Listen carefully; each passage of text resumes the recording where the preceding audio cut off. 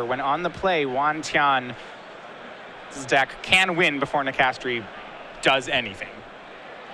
And Tian's sideboard actually is a full conversion into a Charbelcher strategy because it assumes his graveyard is not going to be valid game 2 and 3. So we'll get to see if he goes to that as well. You have to imagine you will. Deathblade is a deck that can hate the graveyard.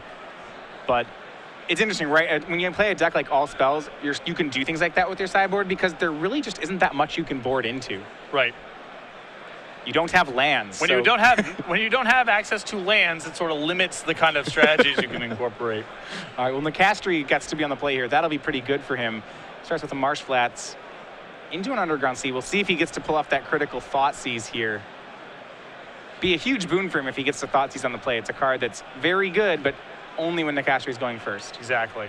But if he has something like Deathrite Shaman here, yeah, that's powerful if the game goes on for a couple turns, but it might not. Yeah, and you're right, it is Deathrite Shaman. So no interaction here on turn 1. We'll see just how good Tian's draw is here. And it looks like he has some Chrome Moxes and a Cabal Ritual and a Spirit Guide. So he's going to have enough mana to, if he has the Balustrade Spy to ramp into, he should have enough to make it this turn. Yep. This will be great, you know? We're talking about Legacy being an extreme format. You know, you're getting new to it. There's a lot to see. Sure is an extreme deck. We might kick off with a turn 1 kill. All right, Chrome Mox. And John has, the one thing that he has to do is decide how to sequence here. That's always the complexity with these decks is, you know, you have no margin for error because you can, generally speaking, only generate exactly enough mana. And so if you order your spells wrong, you get dazed when you shouldn't have. Maybe you could have played around Spell Pierce by timing things differently, all that kind of stuff. It really matters. So the first one's going to go ahead and exile Bridge from Below, so that Mox makes black mana. Second Mox is going to exile Mana Morphos, so that one makes red or green. At this point, if I'm Tian, I'm suspecting that Nicastri just has nothing. Well, he doesn't have a lot of wiggle room to play around things. It's the nature of his deck.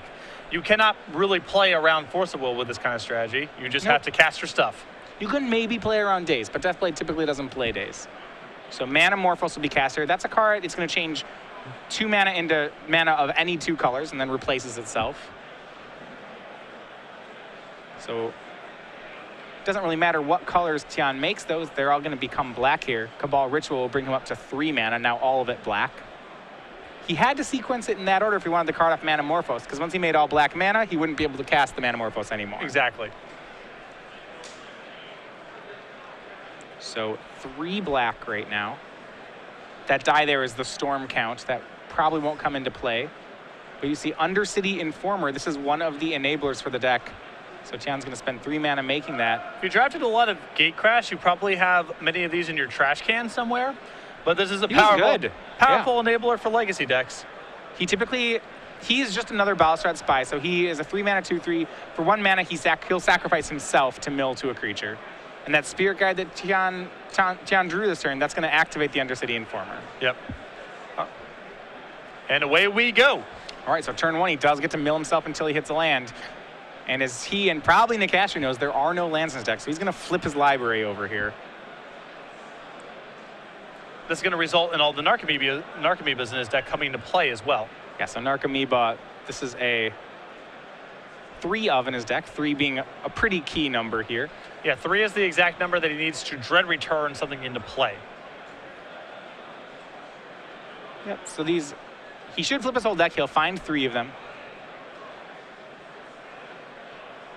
Now, sometimes in these lists, you see a copy of Azami, Lady of Scrolls, so that when they reanimate the Laboratory Maniac, they can then also dread return Azami and immediately draw a card. Tian's not doing that. I believe he's going to have to pass the turn after making his Laboratory Maniac. Because when you mill over, you're also milling over Bridge from Below. So when you sack the Narcomoebas, that generates replacement zombies, which then can be sacked to a second dread return. Exactly. So you can get Laboratory Maniac and a zombie back in the same turn. Right, there is only 1 dread return in Tian's list. And that's the only spell he can cast out of the yard here. So here's 3 Narcomoebas.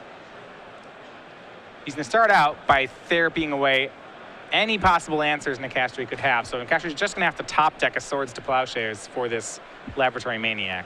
Yeah. And Yuan's setting aside the cards that matter here. He has Cabal Therapies. Now, these Cabal Therapies are basically free to cast because of the bridge from below in the graveyard. It results in the Narcomoeba getting replaced by a zombie. Right. There are 2 Bridge from Belows in his deck. 1 was exiled to that Chromox.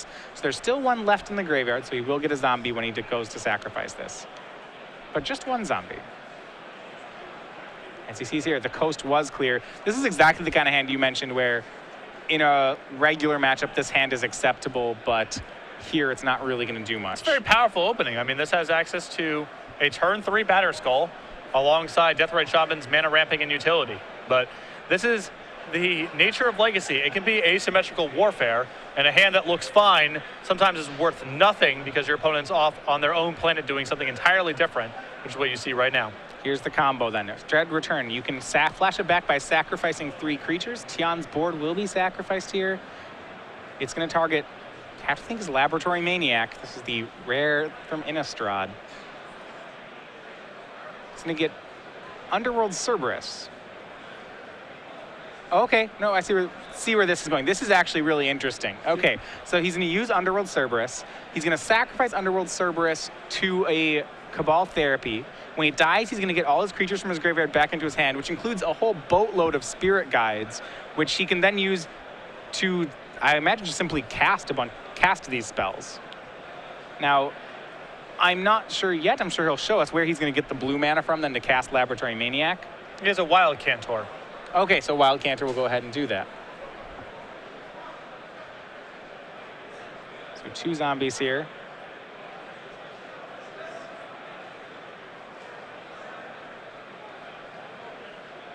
So Underworld Cerberus. It's just really a combo piece just for that ability that when he dies, he gets to get all his creatures back. Yeah. And he knows that Nicastri has no answers right now. Cabal Therapy took care of that. But Tian still needs to either win the game this turn or get his Laboratory Maniac into play. Because keep in mind, he has no library. So what he has right now is not sufficient for him to win the game. There needs to be another step of this process. Yeah, he could still deck here. He has to make sure that when he draws a card next turn, there's a Laboratory Maniac in play. And that's actually how he assembles the kill in 1 turn. He can now sacrifice the Underworld Cerberus, get all of his stuff back, which includes the mana with which to cast Laboratory Maniac, a Laboratory Maniac, and a Street Wraith. The Street Wraith he can then cycle. That triggers a draw while he has no library. Laboratory Maniac goes off. That's the kill. So he's going to go for a turn. This is going to be a turn 1 kill. He's not going to have to dodge that Swords to Plowshares if everything works out right here. Exactly. That's kind of an elegant way to be doing things. It utilizes the Street Wraith in the deck. Because the Street Wraith is also just, this deck wants to kind of play a 56-card, 52-card game because it's all about finding the right cards on turn 1. Yeah.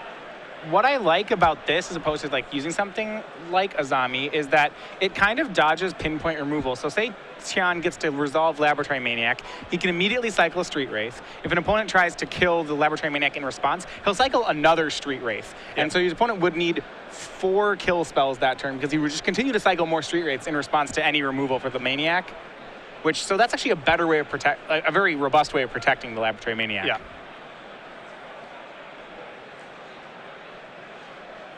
All right, it's going to go ahead and sack the Cerberus. This is to Cabal Therapy. Going to pick up all the creatures. Yep. That's a whole 26 of them. Well, 25 now. You got rid of the Cerberus. So we're going to get to start the GP here. It looks like with a turn 1 kill on Tian's side, which, while a few decks are capable of turn 1 kills, they're pretty rare, I would say, in Legacy. Yeah, this is one of the decks that, alongside Tri-Belcher, that does it the most reliably. Now, reliable is still not a huge percentage of the time, and there's a lot of things that can go wrong here, but Aaron had none of the appropriate defense, and now it looks like Juan's going to start off with a turn 1 kill. Yeah, so see here, he's going to get back a stack of creatures to run through one more time what's happening here. Underworld Cerberus was sacrificed. He has a triggered ability where Tian gets to get all the creatures out of his graveyard and put them in his hand. He's going to pitch Spirit Guides. These are the Simian and Elvish Spirit Guides to make mana. He's going to use a green or red mana to cast Wild Cantor. Wild Cantor will sacrifice to make a blue. He'll then cast Laboratory Maniac and then cycle some Street Wraiths to draw the last card in his deck, which isn't there, so he will win the game.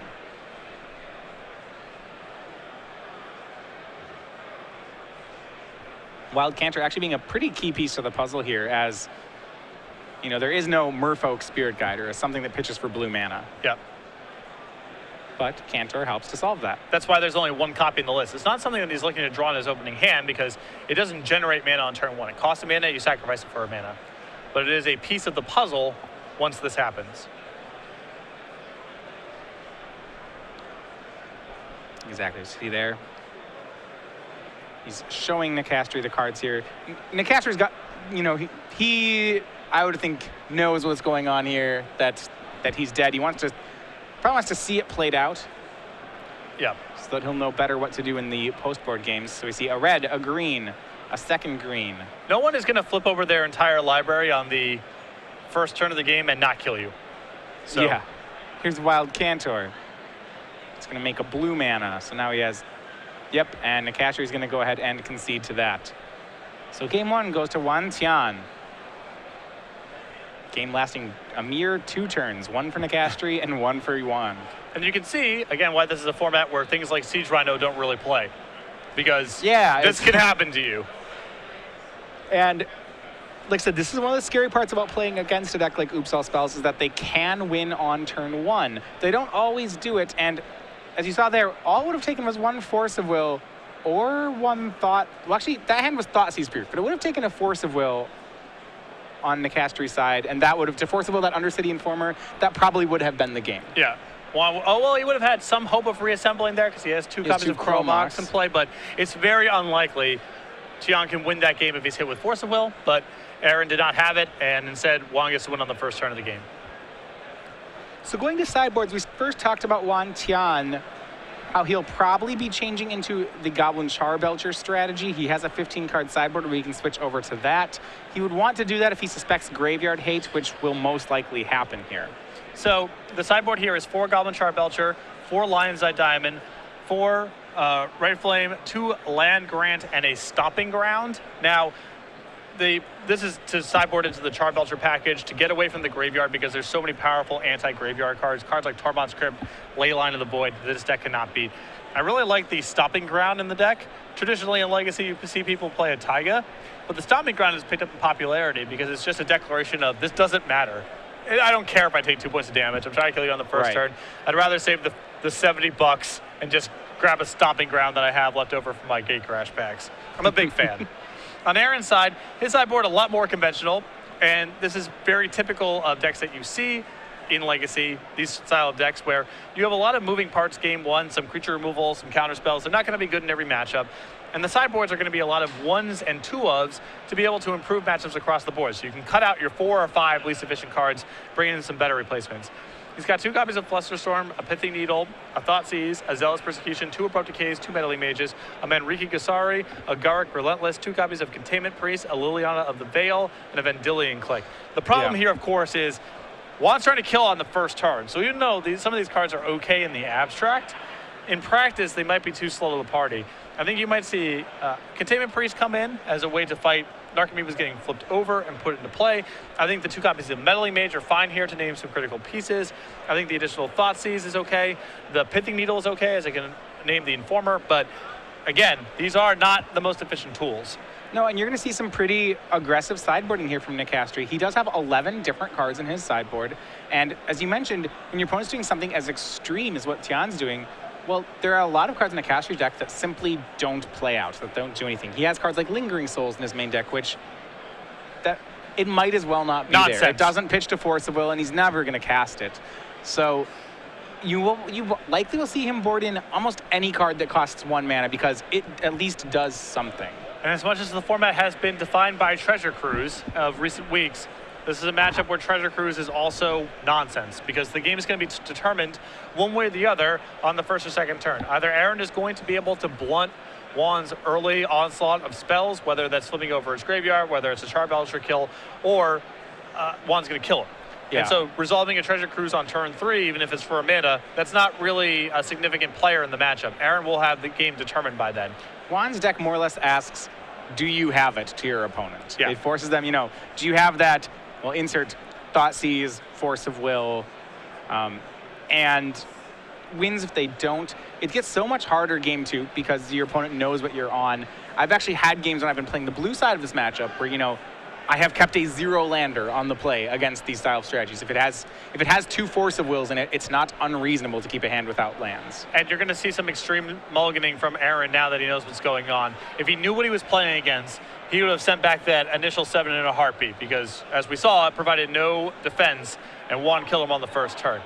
So I think opening hands that don't contain a Thoughtseize or Force of Will when he's on the play, and I think even on the draw, he has to strongly consider mulliganing hands that have a Thoughtseize but no Force of Will because he's going to be put to the test so fast. Yeah, on the play, he's got options. So he'll need to have one of the following cards. He has Spell Pierce, he has Thoughtseize, he has Force of Will, he has Flusterstorm. I suppose on turn 1, Pithing Needle also counts, though it's certainly lower than all the other cards I just mentioned. Correct. So we'll see which of those Aaron, he's going to have some combination of those, and he'll ship any hand that doesn't. Or he should. Yeah. Pithing Needle is difficult because it's hard to know what to name. You could name Wild Canter to stop that combo. You could name a Spirit Guide if you named the right Spirit Guide. That would be pretty decent. You could name Undercity Informer, but then again, Yuan plays Balustrade Spy and Goblin Charbelcher. So without really a Jataxian Probe or some way to see Juan's hand, Pithing Needle's pretty hard to correctly name. Exactly. Though, if Juan's gotten away from his graveyard strategy altogether, he's basically keeping in his mana creatures and trying to win with Goblin Charbelcher. A turn 1 Needle on Goblin Charbelcher may lock Yuan out of the game entirely. Yeah. This is a format of extreme play patterns, and Juan's deck does not give him the wiggle room to have things like Abrupt Decay in his sideboard. He just doesn't generate mana. He can't do that sort of thing. If Nicastri can be really accurate with that Pithing Needle, if he can throw it at the right spot, he can win the game with it. Exactly. He can also completely miss the target. See both players going to 6 here. Kind of different things going on. Nicastri is very aggressively mulliganing, most likely, to try to find specific hate cards, whereas Yuan is probably mulliganing because, when you play a deck which is this extreme with 0 lands, not all your hands have the combo in them, and when they don't, you have to mulligan all of them. Though these mulligans are not equally punishing, Aaron's deck is a normal Magic deck, so he can mulligan, draw lands and spells, and be fine. Juan's deck is about a critical mass, and once he starts mulliganing, his deck will have a very high failure rate because he'll get these hands that don't go anywhere. He'll have to continue to look for help or keep them and hope that the first couple draw steps yield some help. Yeah, their deck is certainly counting to a number. You're counting to 4 here. Can I get 4 mana plus a Balustrade Spy / Undercity Informer? If I can, great. If I can't, probably have to ship it. As you go down on cards, that's going to be worse. Nicastri is looking for hate cards. As long as there are hate cards in his hand, I was going to say hate cards plus land. If it's really just hate cards, almost all his hands are equivalent. Yeah.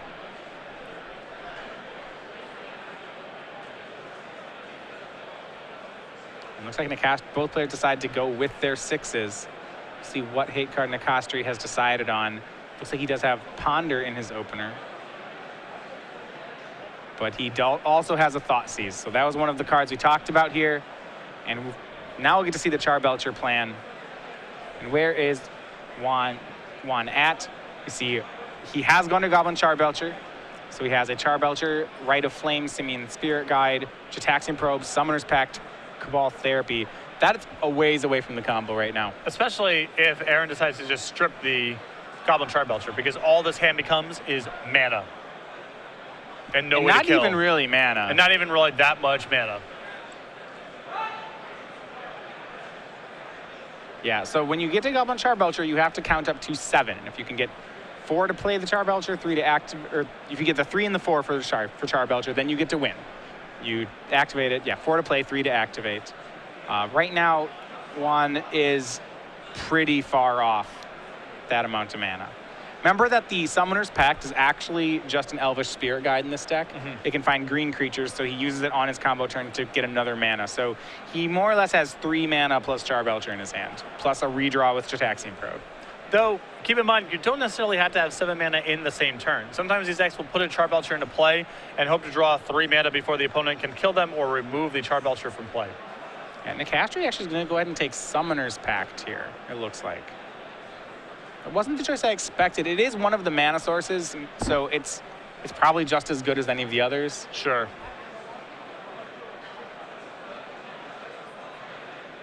And we're going to go back over to Yuan. His draw for the turn was Land Grant. So Land Grant is part of the sideboard package here, and it's a card from Mercadian Masks. It's a bit of an oddball.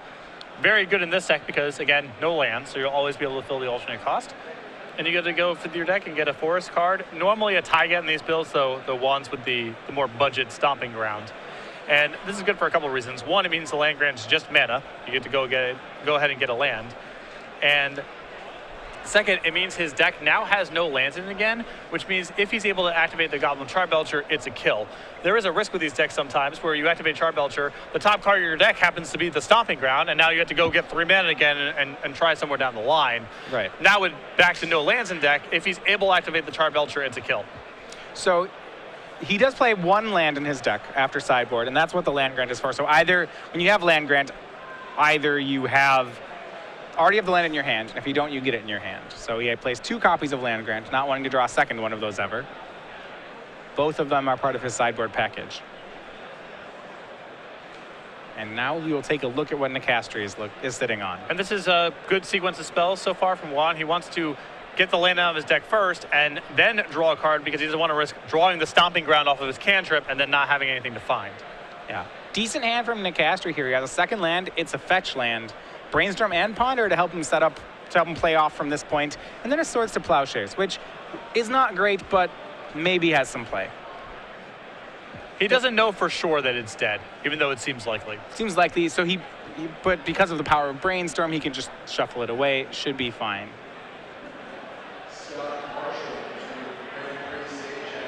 And Yuan opting not to drop the Stomping Ground, doesn't want to get it wastelanded. Decks with Deathrite Shaman often play with Wasteland because you want to be able to leverage your mana advantage. So, yep, not unreasonable for him to play around it here. Although, Aaron playing 0 copies of Wasteland in his deck. Yeah, traditionally a Stoneblade deck will play a couple copies. Deathblade, because they need that green mana, is a little less likely to play a card like Wasteland. And that's been something that Legacy has moved toward recently. A lot of players have gotten away from Wasteland. Part of it is the prevalence of Blue-Red Delver, which is a deck that can't really afford to play Wasteland because almost the entire deck is spells that cost a single blue or a single red. So Wasteland's providing no mana. It's just a spell. See a Ponder here from Nicastri.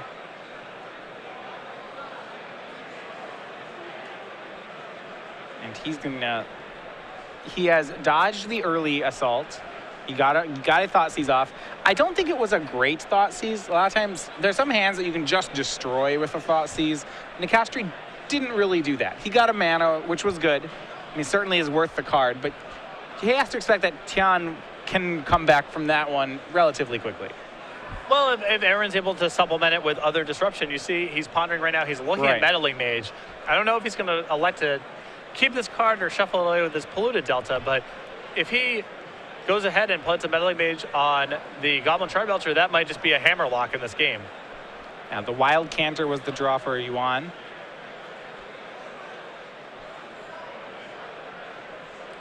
Has to decide whether or not to pull the trigger on that Stomping Ground. If he can Stomping Ground into Wild Canter, he's going to get close to enough mana for Charbelcher. The problem is he knows about the Swords to Plowshares. Right. He's going to shock to 16, play Wild Canter. And at least this will put a pinch on Nicastri, right? He can't Swords and play... He doesn't know if he wants the Swords and play the Meddling Mage, for example. It just depends how he ordered with the Ponder here. If he has the opportunity to draw the Meddling Mage, play a third land, and plow and Meddling Mage in the same turn, that's a really good lineup. He's loath, I think, to sacrifice this fetch land, though, because the top of his deck was so solid. Top of his deck's Meddling Mage. He has a Brainstorm in hand. There's a lot of reasons to not crack the fetch land right now.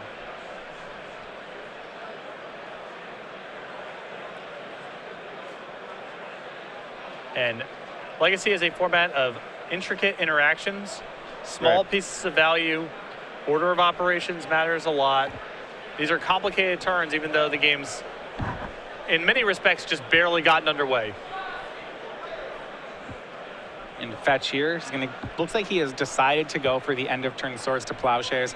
This does deny him a really excellent Brainstorm. It denies that Meddling Mage that was on top, but Aaron putting a high priority on keeping Tian off mana sources makes the sacrifice here so that he can play that Swords.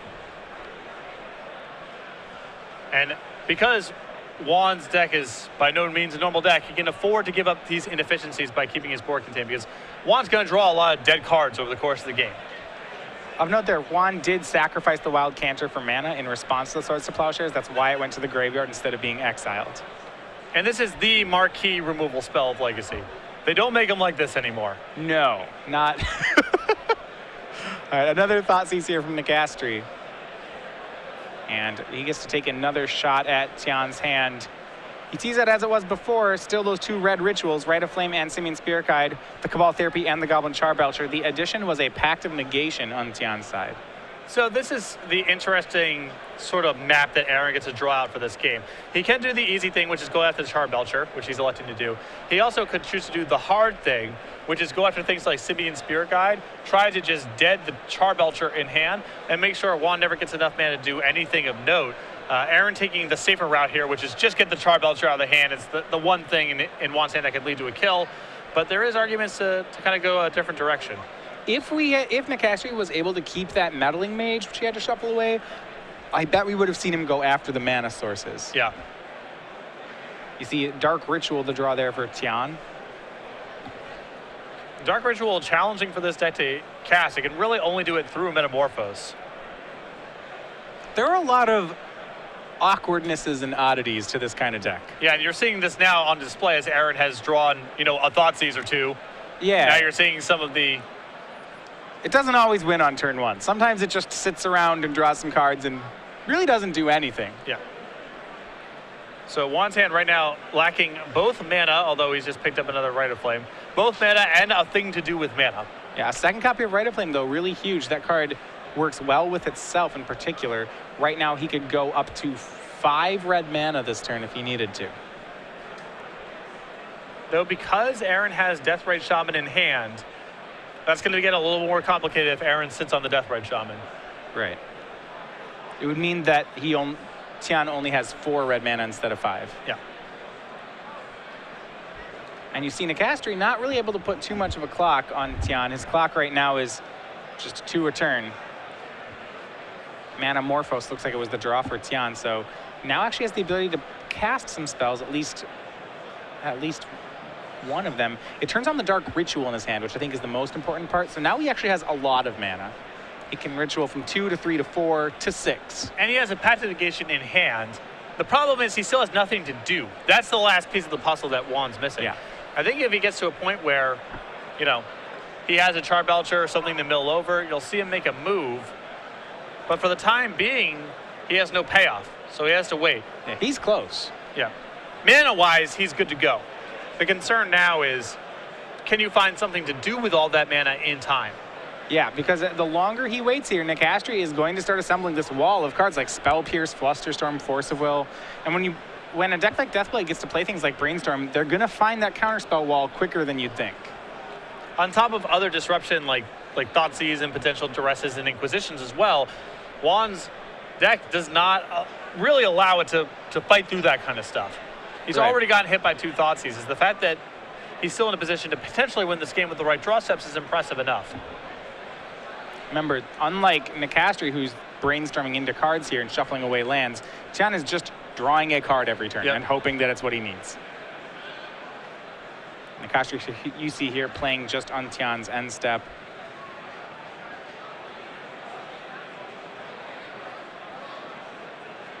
Looks like he has found 1 piece of permission, I believe a Flusterstorm added in.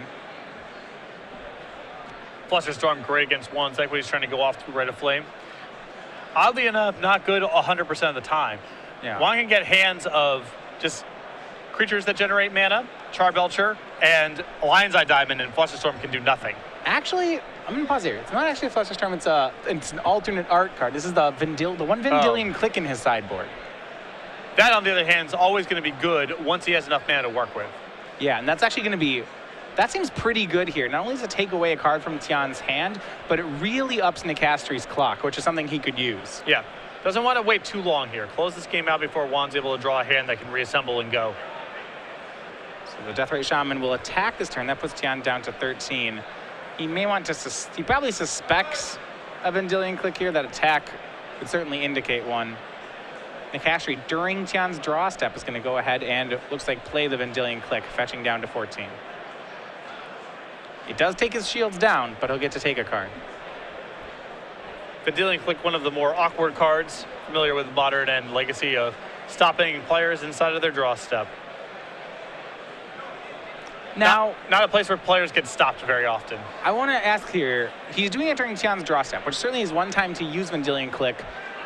How do you feel about sometimes saving a Vendilion Click either for Tian's end step or waiting, like when a player who's ritualing is like, let Tian burn a couple rituals and then Vendilion Click him? You know, maybe take, in response to that second ritual, take the Charbelcher away. I think there is some merit to maybe waiting, but you also have to factor in Aaron may not be 100% positive what he's playing against.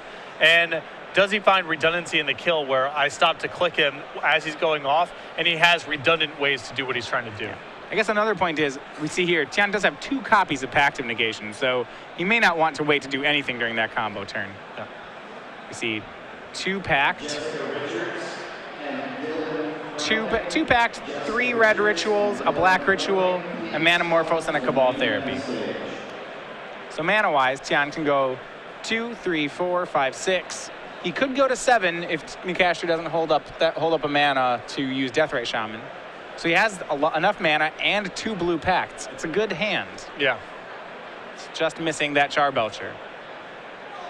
Which is the risk here of giving, even setting one of the rituals to the bottom and giving Juan another look at it, because he's already in a position where he needs help. His hand is currently assembled, doesn't do anything. It looks like Nicastri's going to leave Juan with all the cards. Which is a risk, but keep in mind, you know, the thing he's most worried about right now is Juan finding a Charbelcher, because Juan's deck has a ton of mana, there's a ton of rituals, a ton of creatures, but not that many ways to actually go about winning the game. And Tian has some options here. He can either discard the Cabal Therapy, or he can try to storm off to a mini storm here, which is what I think he's going to do. He's going to go ahead and Rite of Flame into Manamorphose and think, hey, if I draw that Charbelcher off this Manamorphose, I win. And time is not on his side, which is what I like about this play a lot. He identifies he's in some trouble. Yeah, that's 4 power, possibly even 5 on the caster side. Juan doesn't have too many more draws. May as well just take 1 here while the shields are down. And his Rite of Flame has gotten so much worse because the next turn, Aaron's going to be able to leave up his Deathrite Shaman and eat the Rite of Flame to generate 1 less mana. So I think rolling the dice this turn makes some sense. The Manamorphose made double black there. The first of those 2 black mana is being used for Cabal Therapy. He sees shields are down, coast is clear. Now here's the question, did Tian find anything? Yeah.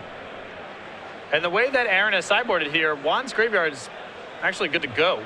Yeah, and no, he did not find anything. His draw, I believe, was another Cabal Therapy. Yeah, looks like it was another black card. It was not the Charbelcher he was looking for. Yeah, tried to Thoughtseize away Force of Wills. That made sense. And now we get to go back to Nicastri. He's going to get to untap here, and Meddling Mage was the draw for Nicastri. That will help cut off some of these outs and actually will increase Nicastri's clock by another turn. That might be the lock. I don't know if Juan can get through all this in time now, assuming Aaron names anything reasonable with the Meddling Mage. Yeah. He could name some of the ritual. He could name the Spirit Guide as well. He probably, no, it just can't be played. It's not a Pithing Needle. You're right. He has to name something like Charbelcher. And Aaron may be asking for confirmation on the same thing. Right. It's the card can't be played. Slightly different. So that means, yes, you could still pitch a Simian Spirit Guide through this card because it's not playing it. It's activating it. Right. However, it can name cards like Charbelcher and Undercity Informer. And he went with Undercity Informer here. And plays a land, attacks for 3. Tian is down to 10. And that is just enough damage, actually, to make this... This is now lethal next turn because of that second Deathrite that Nicastri played. And a Death Ray activation knocks him down to 8. 5 points power in play. 2 more Death Ray Shaman activations. That's -1.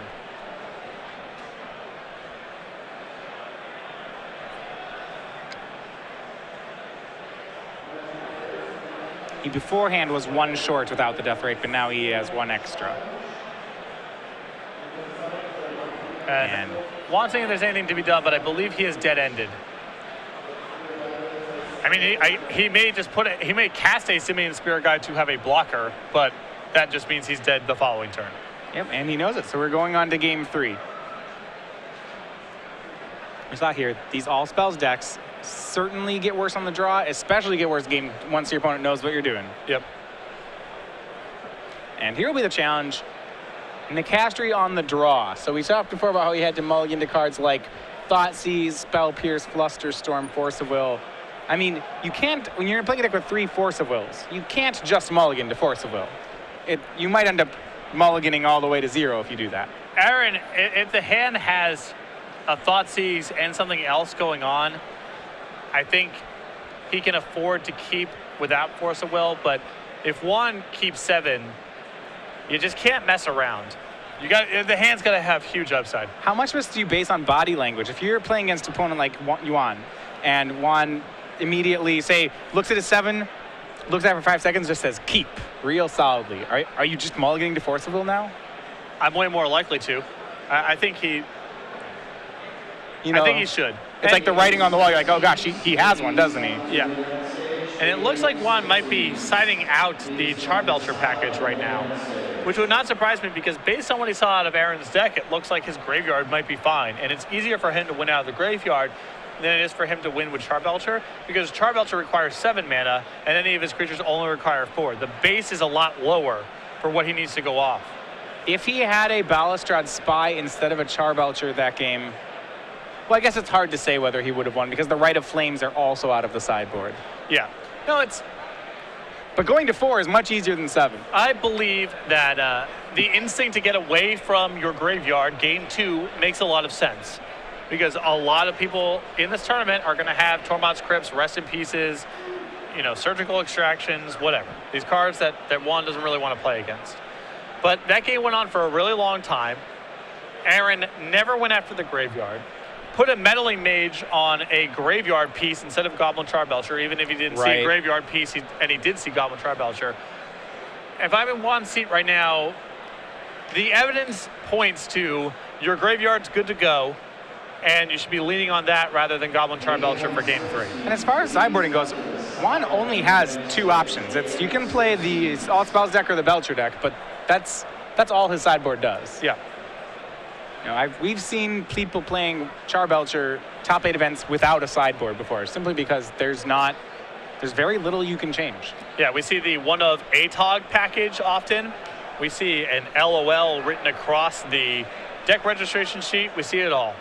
I think my favorite one I've seen is I saw someone register one of the entire crew of the Weatherlight. That's a nice. That was a good one. Good sideboard package there.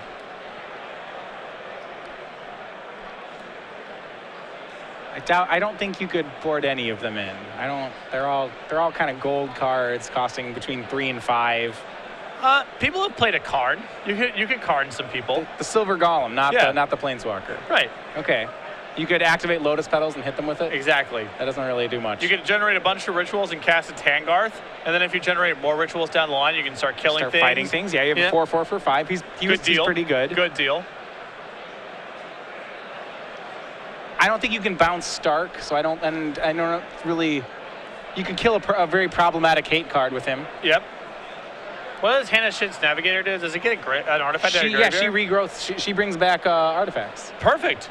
Oh, wow, you're right. Okay, Petal. Great. I think you may have undersold the crew of the Weatherlight. I think they have more utility there than perhaps you initially gave credit. If your opponent's playing green, you could make Miri Cat Warrior and Forest Walk on them. Forest Walk is good there. That's great. Probably don't have creature removal against you post board.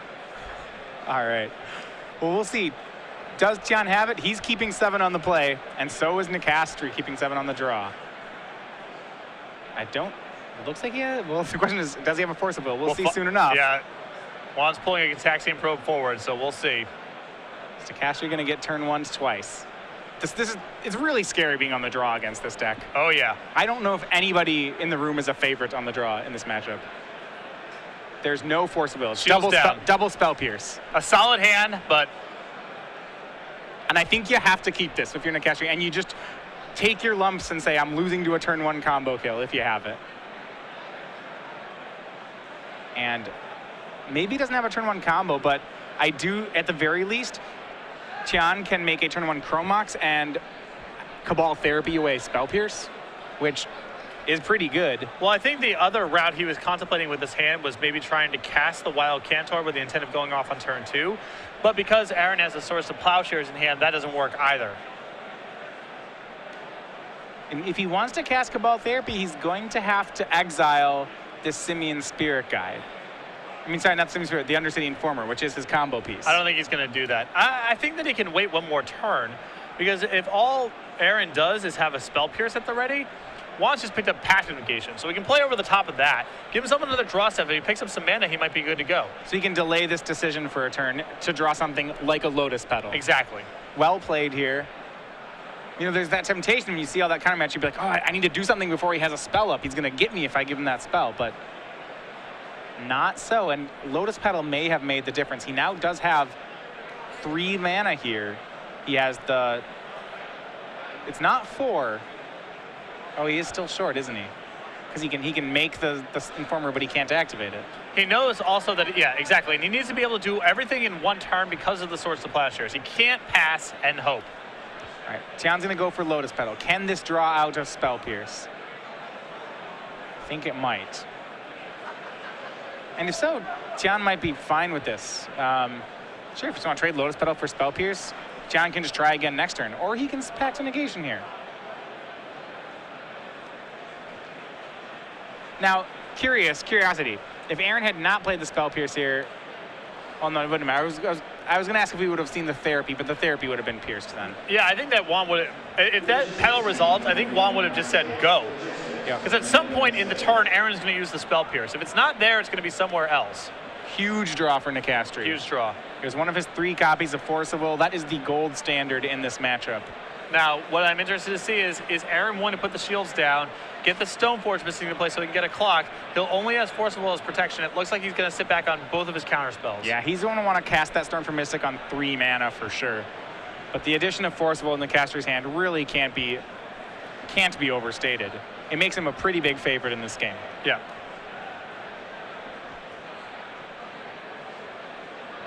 So now with both Spell Pierce and Force of Will, Nicastri is safe from Pact of Negation. And in fact, could win off it. Yuan might start a counter war and play that Pact and then get his second spell pierced and die. Yeah. To not being able to pay for his own Pact. When you're playing a deck like All Spells, you can't afford to play around really good top decks sometimes.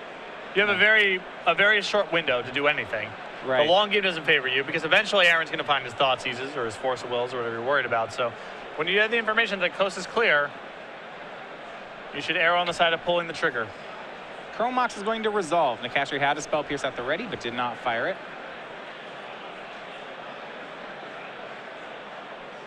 And he could cast Therapy or exile Therapy. Decisions here from Tian.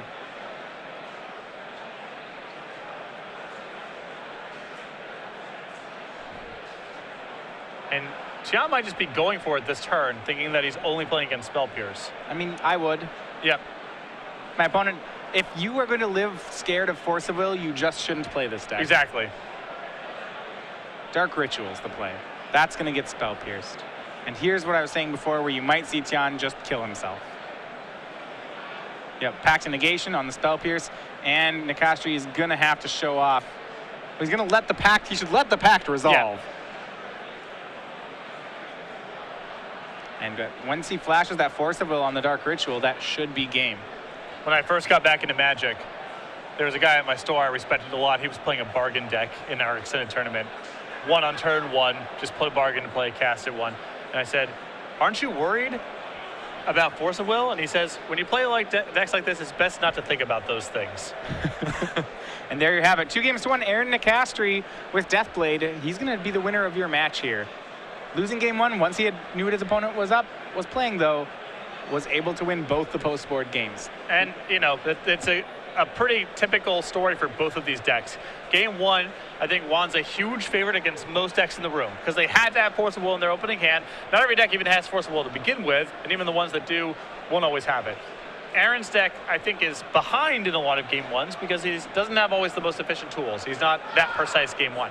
But post-board, Yuan's doing a lot of the same thing, or hoping that Sharp Ultra catches his opponent off guard.